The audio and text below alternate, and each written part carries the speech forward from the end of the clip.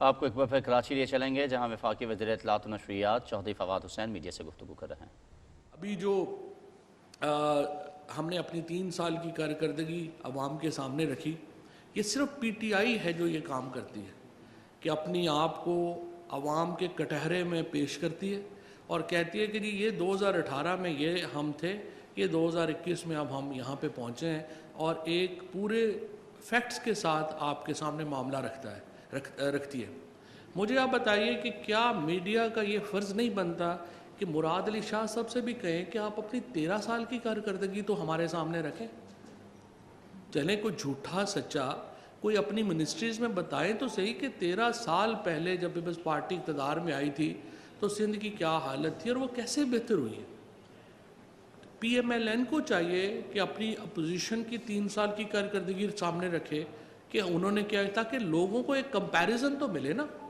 یہ جو ہمارے اینکرز 24 گھنٹے اس معاملے میں پڑے رہتے ہیں نیوٹرلٹی میں کہ حکومت کے اوپر تنقید ہوگی تو ہماری ریٹنگز جو ہیں وہ اس سے شاید اوپر جاتی ہیں، اسی لیے آپ نے دیکھا کہ پورے میڈیا کی ریٹنگز ہی گر گئی ہیں کیونکہ لوگ پھر سنجیدہ نہیں لیتے۔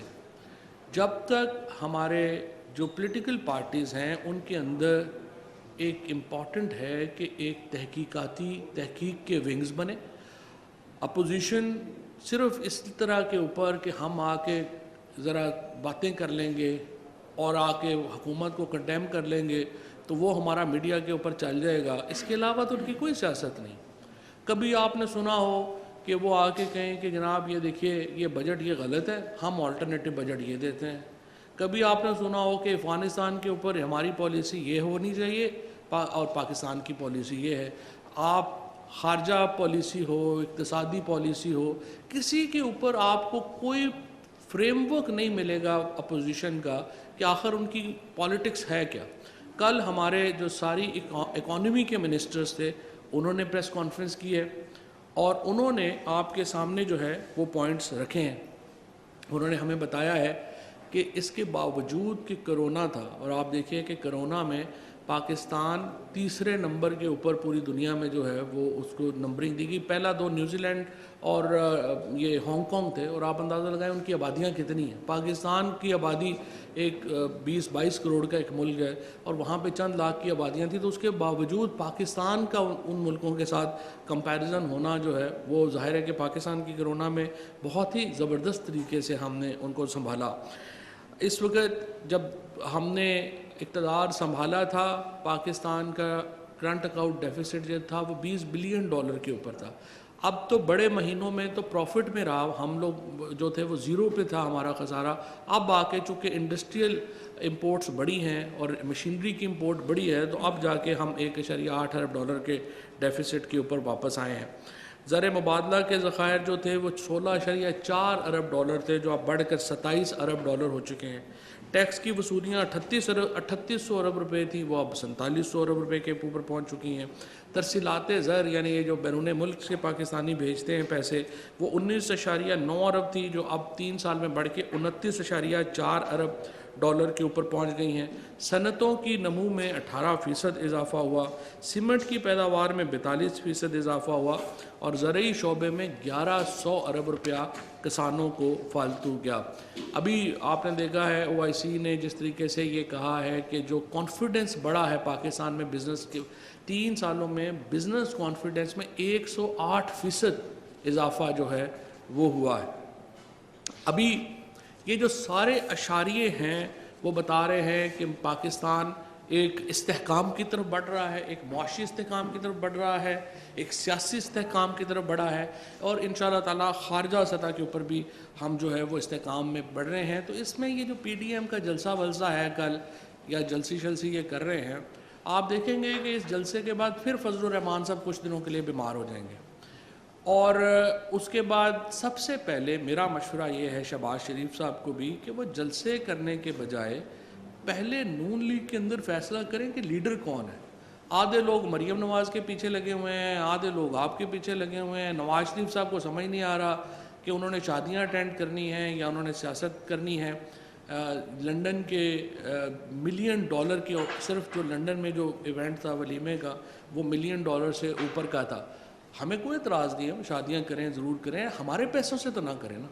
آپ پیسے ہمارے لے گئے ہیں سارے, پورا خاندان وہاں بیٹھا ہوا ہے, ایک نیا اپارٹمنٹ خرید رہا ہے, اب جی فلانے صاحب کی نواسے کی شادی ہوگی ہے, بہو کو ہم نیا اپارٹمنٹ لے کے دے دیں, نئی گاڑی لے کے دے دیں, نیا دفتر لے کے دے دیں, فلانے بیٹے کی شادی ہوگی ہے اس کو لے کے دے دیں. یہ کیا تماشا ہے؟ آپ پاکستان میں واپس آئیں, پاکستان کی عدالتوں کو فیس کریں, ہمارے پیسے ہمیں دیں, اس کے بعد آپ بیٹھیں, چاہے جو مرضی آپ وہاں پہ شادیاں کرائیں یا کریں یا وہاں پہ اپارٹمنٹس لیں یا جو مرضی کریں, لیکن ہمیں جو ہے وہ اپنے جو پاکستان کے پیسے ہیں وہ واپس جو ہیں وہ ہمیں آپ کو کرنے ہوں گے. اس کے ساتھ ساتھ میں سمجھتا ہوں کہ جو سندھ حکومت نے 1900 ارب روپیہ وفاقی حکومت سے اب تک سندھ حکومت کو آیا ہے ان 3 سالوں میں سمجھتا ہوں کہ جو سندھ کی جو میڈیا ہے اسپیشلی ان کو ڈیفینیٹلی ان کو یہ کہنا چاہیے کہ آپ 3 سال کی پرفارمنس رپورٹ آپ کے سامنے رکھیں. جس طریقے سے انہوں نے آج لاڑکانہ کا جو حال ہے, جو بدین کا حال ہے, جو سانگڑ کا حال ہے, وہ اندرون سندھ کے علاقوں کا جو حال ہے, اور کراچی والوں کو لگ رہا ہے کہ یہ پیسہ اندرون سندھ میں خرچ ہوا ہے, اور اندرون سندھ والے رو رہے ہیں کہ یہ پیسہ گیا کدھر ہے. ایکچولی نہ پیسہ کراچی میں لگا ہے نہ اندرون سندھ میں لگا ہے. جو پیسہ سندھ حکومت کو دیا جاتا ہے وہ یا دبئی میں نکلتا ہے یا لنڈن میں نکلتا ہے. نہ پورا اس وقت جو سندھ کا صوبہ ہے ایک بحران کا شکار ہے, ایک مس مینجمنٹ کا شکار ہے.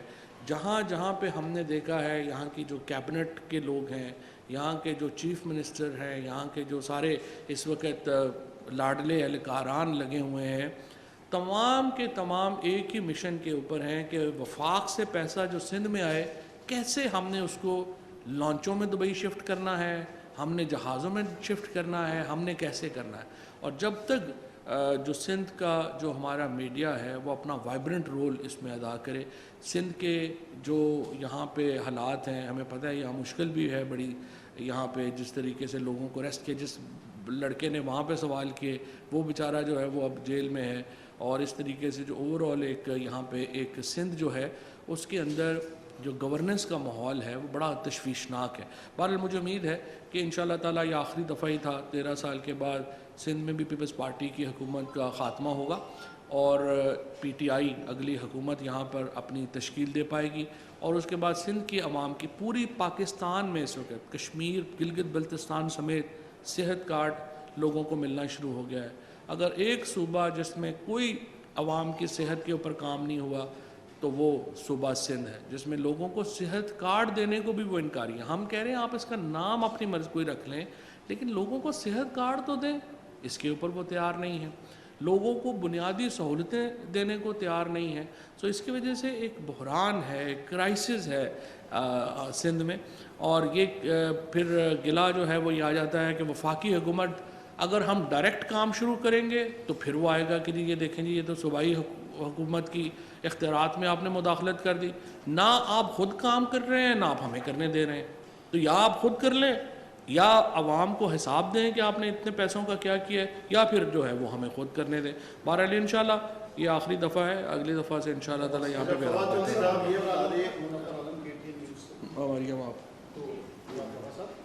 یہ بتائیں کہ پاکستان افغانستان میں کس قسم کی حکومت کی حمایت کرے گا اگر جمہوری حکومت وہاں باہر نہیں ہوگی اور خلافت آتی ہے, کس طرح عالمی طاقتوں کو اور پوری دنیا اس حوالے سے باور کرائے گا کہ عوام کو سپورٹ کیا جائے, اور کیا امیر المومنین تسلیم کریں گے؟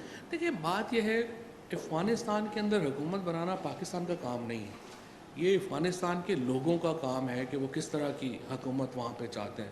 اس دوسرے ملک کا نظام میں اور آپ طے نہیں کر سکتے, یہ تو ان لوگوں نے خود کرنا ہے اپنا کیا نظام ہے. ہماری صرف خواہش یہ ہے کہ انکلوسیو حکومت ہونی چاہیے. اس افغانستان میں جو اس وقت ایتھنک دھڑے ہیں وہ بہت زیادہ ہیں, وہاں کی لسانی جو سیاست ہے وہ بڑی کمپلیکس ہے, بہت پیچیدہ ہے, اور اس میں جو اشرف غنی صاحب نے بھی یہی غلطی کی کہ انہوں نے ایکسکلوسیولی حکومت کرنے کی کوشش کی اور وہ نہیں کر سکے. تو جو طالبان حکومت اتھارٹیز ہیں ان کا اس وقت جو بیانات ہیں طالبان اتھارٹیز کے وہ کافی حوصلہ کن ہیں اس حوالے سے کہ وہ کہہ رہے ہیں کہ ہم ایک انکلوسیو حکومت ہی افغانستان میں بنانا چاہتے ہیں. باقی فارم کیا ہوگا, وہاں کا کانسٹیٹیوشن کیا ہوگا, یہ آپ کو اور میرا کام نہیں ہے اس کو طے کرنا. اچھا یہ بتا دیں فواد چودھری صاحب, یہ سوال ہے کہ माशाल्लाह 3 साल आपके पूरे हो गए, चौथा साल शुरू है। कराची ने आपको बड़ा स्पेस दिया। आप सिंध की बात करते हैं तो कराची से भी कई वादे आपकी तरफ से किए गए, सिंध के दीगर अजला के साथ भी किए गए, ऐलानात भी हुए 162 अरब 1100 अरब, लेकिन जब वफाकी बजट देखते हैं तो उसमें कुछ भी नज़र नहीं आता। तो ये सूबाई और वफाकी हुकूमत की चपकलिश कब ख़त्म होगी? 5 साल दोनों के पूरे होने वाले हैं। वफाक ने कराची को क्या दिया? देखिए, पहली बात तो ये सिर्फ है ऐलानात। कि ये तो दुरुस्त बिल्कुल ही नहीं है कि कराची में वफाक। पहली बात तो आपको समझना चाहिए कि निज़ाम क्या है। निज़ाम ये है कि पूरे पाकिस्तान से टैक्स कलेक्ट होता है, उसके बाद वो टैक्स आप सूबों को दे देते हैं और वो पैसे सूबों ने आगे जो है वो खर्च करने हैं। अब यही जो मैंने अर्ज़ किया कि अगर हम सिंध की हुकूमत को कहें कि ये पैसे आप इस तरह से खर्च करें और हमें हिसाब दें, फिर आ जाता है कि जी आप जो है वो सूबाई मामलात में मुदाखलत कर रहे हैं। जब हमने अभी तक अपने जो MNAs हैं और हमारी जो फेडरल कंपनी है उसके तहत हम तकरीबन इस वक्त जो ओवरऑल सिंध में हमने इनमें 1100 अरब रुपया जो है वो हमने मुख्तस किया है, उसको लगाने में भी अब प्रॉब्लम है। इजाज़तें देना जो है, आप देखें पूरे पाकिस्तान में इस वक्त जो हाई राइज बिल्डिंग्स हैं उनके हज़ारों केस प्रोसीड हुए हैं। कराची के अंदर जो है वो चंद 100 भी नहीं हो सके, क्योंकि ये जो कराची का हर महकमा लोगों से पैसे मांगना शुरू कर देता है। इस तरह तो नहीं होता। आखिर लाहौर में, इस्लामाबाद में, पेशावर में, वहाँ पर भी तो अथॉरिटीज़ बैठी हुई हैं ना। सो जब तक सूबाई हुकूमत आपके पास ना हो तो आपके जो बुनियादी तरक्याती काम हैं वो आगे नहीं चलते। ये हमारे आइन का एक जो है वो एक फ्रेमवर्क है। इसीलिए मैं समझता हूँ कि सुप्रीम कोर्ट को आर्टिकल 140A के ऊपर अमल दरामद कराना चाहिए। और सूबों में ये जो अभी भी इलेक्शन लोकल गवर्नमेंट के सिंध हुकूमत प्लान कर रही है, ये तो फार्स है। इससे तो इलेक्शन ना कराएं आप। सारा कंट्रोल देखें, पैसों का कंट्रोल चीफ मिनिस्टर के पास होगा, एडमिनिस्ट्रेशन का कंट्रोल चीफ मिनिस्टर के पास होगा, प्लानिंग का कंट्रोल चीफ मिनिस्टर के पास होगा। तो डिस्ट्रिक्ट गवर्नमेंट्स ने क्या करना है? सो जब तक ये निज़ाम आर्टिकल 140A के तहत डिवॉल्व नहीं होता, ये जो मसाइल हैं हमारे, ये कतई तौर के ऊपर हल नहीं होंगे। और मैं ये समझता हूँ कि इसके ऊपर एक पूरी एफर्ट की ज़रूरत है कि बल्दियाती इलेक्शन जो है वो मुकामी हुकूमतों का निज़ाम जो है वो लगाया जाए। फवाद साहब ये बताइएगा कि वन बाय वन कीजिएगा प्लीज। एक मिनट। इनकलाब सऊदी में रहा है या ऐसे इनकलाब के हवाले से यकीनन पाकिस्तान ने बड़ा किरदार अदा किया, PIA भी सर फरिश्ता। तो अभी कितने अफगानिस्तान से हमारा जो ऑपरेशन PIA के अलावा जो इस्लामाबाद में ऑपरेशन होना और दीगर शहरों में भी होना था, कराची, पेशावर और उस पर। और दूसरी चीज़ एक सवाल ये कि क्या अफगानिस्तान ने तालिबान ने पाकिस्तान को ऑफर किए है कि उनका एविएशन निज़ाम चलाने के लिए कोई मदद तलब की है पाकिस्तान से? देखिए, अभी जो एवैक्यूएशन में हम तकरीबन 4400 से भी ज़्यादा लोग जो हैं वो हम एवैक्यूएट जो है वो करा चुके हैं। PIA ने अकेले ही तकरीबन 2000 के करीब लोग जो हैं वो एवैक्यूएट जो हैं वहाँ से करवाए हैं। इसके अलावा चमन से तकरीबन आप समझिए कि अब तक तकरीबन कोई 27,000 लोग जो हैं वो पाकिस्तान के अंदर जो है वो आए हैं, तो रकम से कम है। अब ये जो फॉरेनर्स हैं, हमारे जो बॉर्डर्स हैं वो हमने ओपन किए हैं for the international citizens who want to evacuate from Kabul. लेकिन जो अफ़गान शहरी हैं उनका आपको मालूम है कि तालिबान अथॉरिटीज़ ने उनके लिए अफ़गानिस्तान छोड़ने पे पाबंदी लगा दी। तो वो उनको भी जो है वो हम अकोमोडेट मतलब आएंगे तो वैलिड वीज़े और उनके डॉक्यूमेंटेशन के तहत आ सकते हैं। लेकिन ये जो फॉरेनर्स हैं वो तो मुसलसल जो है वो आ रहे हैं। जहाँ तक इस बात का ताल्लुक़ है कि उन्होंने PIA को कहा है कि हमारी एविएशन के ऊपर दें, अभी तक मेरा ये ख्याल है कि जब तक एक मुकम्मल निज़ाम ना बन जाए इस तरह की कोई बात जो है वो कबल अज़ वक्त होगी। लेकिन हम अफ़गानिस्तान को तमाम जो अपनी सपोर्ट है वो देंगे और कोई शुबा नहीं है कि हम एक स्टेबल अफ़गानिस्तान के लिए अपना जो किरदार है वो अदा करना चाहते हैं। और स्टेबल अफ़गानिस्तान तभी होगा अगर उनके इदारे फंक्शनल हों।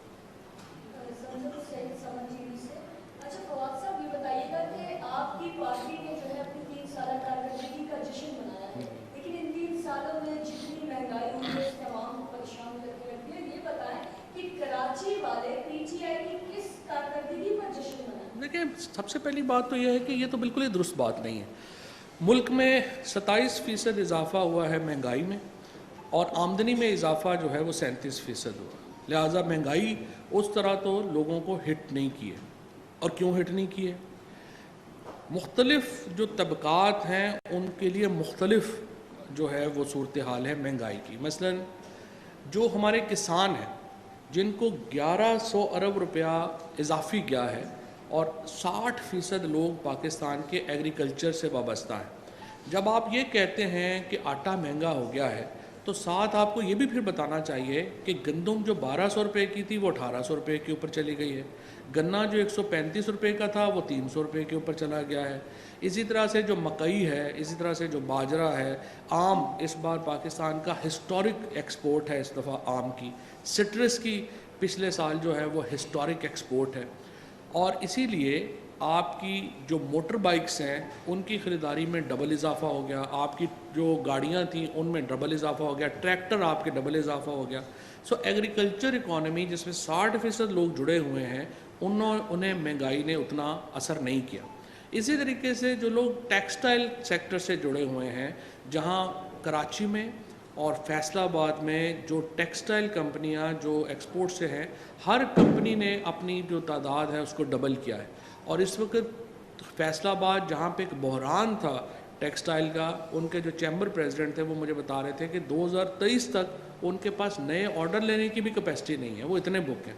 اسی طرح سے کنسٹرکشن سیکٹر سے جڑے ہوئے جو لوگ ہیں ان کا یہ ہے کہ وہ جو تمام مزدور ہے, اس کا جو مستری ہے, جو پلمبر ہے, تمام کی جو آمدنی ہے وہ ڈبل ہو گئی ہے.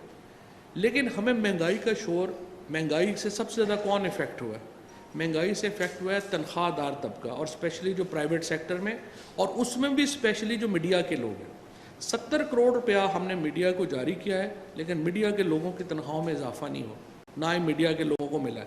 لہٰذا جہاں پہ بھی ہم جاتے ہیں ٹی وی دیکھتے ہیں, چونکہ ان کے اوپر افتاد آئی ہوئی ہے, ان کو لگتا ہے پورے ملک کا بیڑا غرق ہو گیا. سو میں آپ کو بتاؤں کہ میڈیا کے لوگوں کو تو میں اونر سے ہی ریکویسٹ کروں گا کہ مہربانی کریں, ہم نے آپ کو کوئی 2-2.5 ارب روپیہ دیا ہے, کچھ ان کی تنخواہوں میں بھی اضافہ کریں تاکہ ان کو بھی تو لگے کہ مہنگائی نہیں ہے اتنی. جب تک ان کو لگتا رہے گا کہ مہنگائی ہے تو ہو نہ ہو ٹی ویوں پہ تو یہی آئے گا کہ مہنگائی ہے. میرے 2 سوال چھوٹے تھے کہ اگر پی ٹی آئی کی اس وقت آپ سمجھتے ہیں کہ مقبولیت ہے, اگر پی ٹی آئی اقتدار میں نہ رہی تو آپ سمجھتے ہیں کہ پی ٹی آئی کی جو موجودہ رجیم ہے, جو M L A M P جو سیاستدان ساتھ ہیں وہ ساتھ رہیں گے؟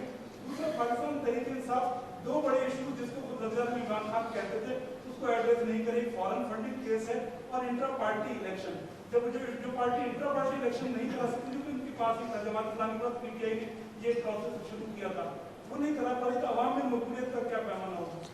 تو یہ پہلی بات تو یہ ہے کہ جو ایک میکنزم ہے اور اس میں پورا جو الیکشن کا میکنزم ہے پی ٹی آئی میں, وہ بھی انشاءاللہ 4 سال پورے ہوں گے تو وہ الیکشن ہوں گے بھی.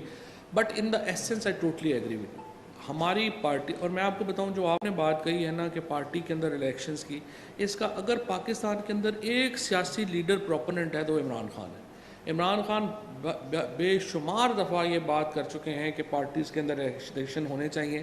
یہ علیحدہ بات ہے کہ وزیر اعظم بن کے پرابلم یہ آ جاتی ہے کہ ایک طرف افغان مسئلہ آ گیا ہے, پھر اکانومی آ گئی ہے, وہ اتنا زیادہ ایک فائر فائٹنگ ہوتی ہے کہ آپ اتنی باریکیوں میں آپ 24 گھنٹے اس میں نہیں لگے رہتے. لیکن اس میں کوئی شبہ نہیں ہے کہ جب تک ایک وائبرنٹ پولیٹیکل پارٹی سسٹم نہیں کریٹ ہوں گے, پاکستان میں سیاسی جماعتیں آگے نہیں جا سکیں گی.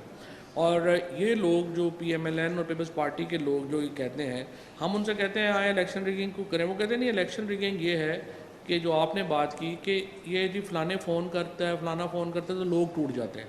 اس کا مطلب کیا ہے؟ اس کا مطلب یہ ہے کہ ووٹ پارٹی کے نہیں ہیں, vote M N A M P ایز کے شخصیات کے. سو جب آپ ان کو ہٹا دیتے ہیں تو پارٹی بیٹھ جاتی ہے. تو اس کا واحد حل یہی ہے کہ سیاسی جماعتیں اپنے گریبان کے اندر جھانکیں اور ایک وائبرنٹ سسٹم کریٹ کریں اپنی پارٹی کے الیکشنز کا.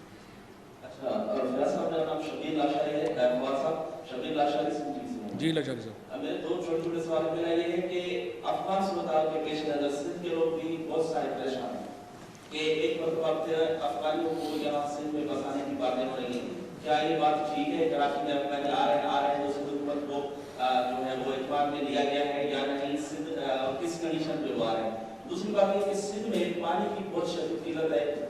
سندھ حکومت کا کہنا ہے کہ اس ہمارے ساتھ زیادتی کر رہی ہے क्योंकि पानी अगर दरिया में नहीं है तो चश्मा जनरल और टीपी केनाल जो बुखरागा केनाल है उनको क्यों खोला जा रहा है? ये सिंध हुकूमत गलत बयान करेंगे या वफाक और एहसास के साथ ज्यादा करेंगे? देखिए, पहली बात तो यह है कि मुराद अली शाह साहब और सिंध हुकूमत जिस दिन सच बोले ना जी, उस दिन तो उनको लगता है कि खाना ही हजम नहीं होगा।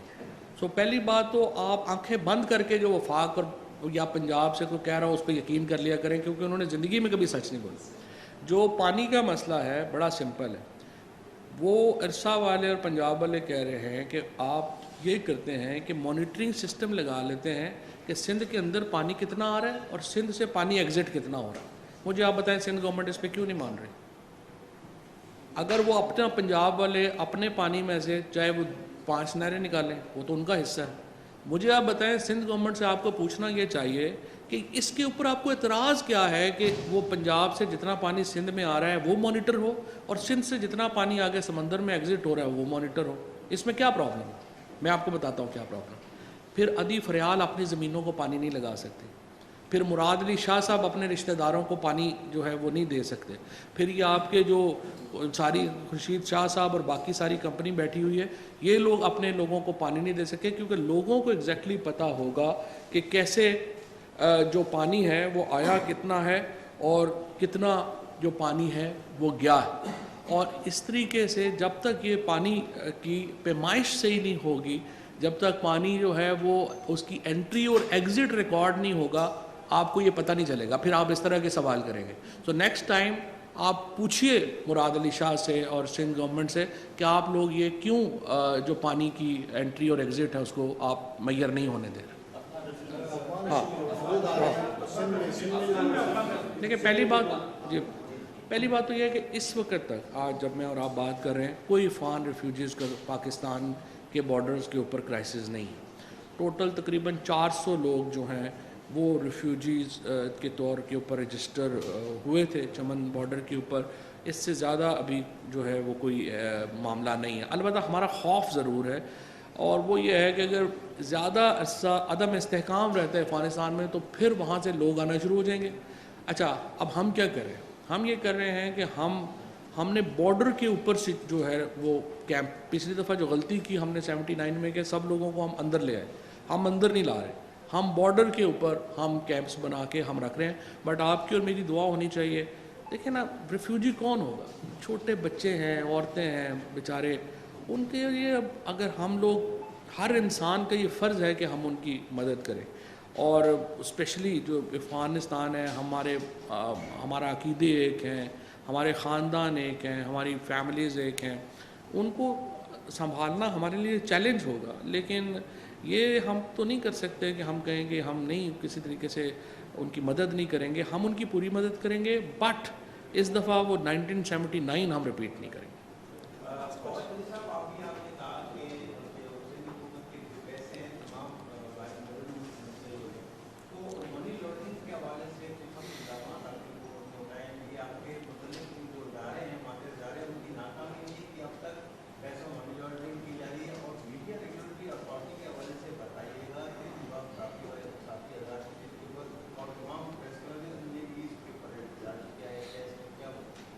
देखिए, पहली बात तो यह है कि ये जो आपने सिंध हुकूमत की जो बात कही है, देखिए अभी भी ये गवर्नर साहब ने आज सुबह ट्वीट भी किए, इमरान इस्माइल साहब ने, और उन्होंने बताया कि किस तरह से ये जो फेडरल गवर्नमेंट है ये ग्रीन बसेस ला रही है। अब 100% फेडरल गवर्नमेंट का जो है ये प्रोजेक्ट है। और जो आप आगे बात कर रहे थे, अब फेडरल गवर्नमेंट कराची को एक तो हम पैसे दे रहे हैं बजट में, उसके बाद हम जब बाकी ऊपर से पैसे दे रहे हैं तो वो हम अपना हिस्सा काट के कराची को दे रहे हैं, जिस तरह के ये प्रोजेक्ट्स कर रहे हैं। तो हम जो कर सकते हैं वो तो जो है वो हम उसको जो है वो कर रहे हैं।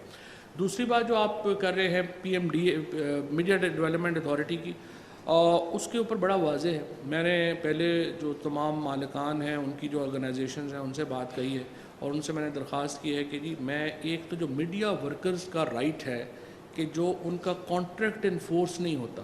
पहले तो मीडिया में कॉन्ट्रैक्ट ही नहीं होता, तमाम जो टेलीविज़न हैं उनमें वर्कर्स काम कर रहे हैं, उनको पता ही नहीं हमारा कॉन्ट्रैक्ट क्या है, मर्ज़ी आई तनख्वाह दे दी मैं। तो जब तक मीडिया वर्कर्स को ये फोरम हम नहीं दे सकते कि वो मीडिया मालिकान के ख़िलाफ़ या ऑर्गेनाइजेशन के ख़िलाफ़ कॉन्ट्रैक्ट इन्फोर्स करें, ये एक लाजमी हिस्सा है इस कानून का। میں نے یہ ریکویسٹ کی ہے کہ اس کے اوپر میں کوئی نیگوشیٹ نہیں کروں گا اور یہ لازماً یہ آئے گا. اور دوسرا فیک نیوز ہے. ان دو کے علاوہ آپ نے جو بدلنا ہے آپ بدل لیں, آپ کو دے دیتے ہیں, آپ بھی دے دیں, جو بدلنا ہے آپ نے اس کو بدل لیں. لیکن یہ دو جو بنیادی کام ہیں جس میں میڈیا ورکرز کے رائٹس ہیں, اس کے لیے دیکھیں آپ لوگ تو پھر بھی اپروچ رکھ لیتے ہیں, آتے ہیں, ملاقاتیں ہو جاتی ہیں پارلیمنٹ میں. وہ ورکرز جن کی اپروچ نہیں ہے, ہمارے D S N G drivers ہیں, ہمارے ایل این ایز ہیں, ہمارے جو ایڈیٹرز ہیں جو کہ دفتروں میں بیٹھے ہوئے ہیں, ان کو 6-6 8-8 مہینے سے تنخواہیں نہیں مل رہی, اور اس کے بعد ان کو ہم کہتے ہیں کہ جی آپ رائٹ بھی نہ دیں. یہ نہیں ہونا. گورنمنٹ نے پی ایم کا بڑی وزیر اعظم نے ہمیشہ یہ سبق دیا ہے کہ ہمیں کمزور طبقوں کے ساتھ کھڑا ہونا ہے, اور یہ کمزور طبقے ہیں ان کے ساتھ جو ہے وہ ہم لازمی کھڑے ہوں گے. باقی جو امینڈمنٹس کرنی ہے وہ آپ کریں. Thank you very much. Thank you for